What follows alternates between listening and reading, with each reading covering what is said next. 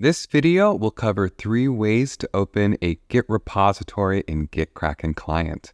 Note, this video will assume you've already either cloned or created a repository. The first method is through the New tab. When you open GitKraken Client, click the plus icon to open a new tab. Then navigate to the Open a Repo button and select Open a Repository to browse for a repo on your machine.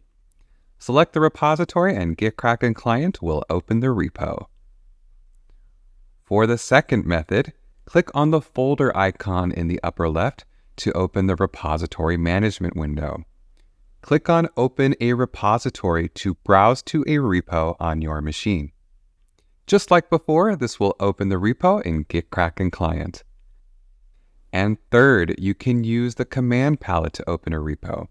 To launch the command palette, use the keyboard shortcut Command P if you're on Mac, or Control P if you're on Windows or Linux.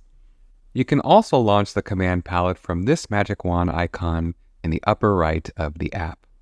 Then type Open Repo, hit Enter, followed by the path or name of the repository, and hit Enter again to launch the repo in GitKraken Client. As you begin opening more repos, the new tab view will populate with recently opened repos. This is a fantastic shortcut to open any repo you frequently use. Similarly, from the folder icon in the upper left corner, the app will populate a list of recently opened repos. You can even hover over a repo to add it to your favorites list. All right, you now know how to open a repo in GitKraken Client.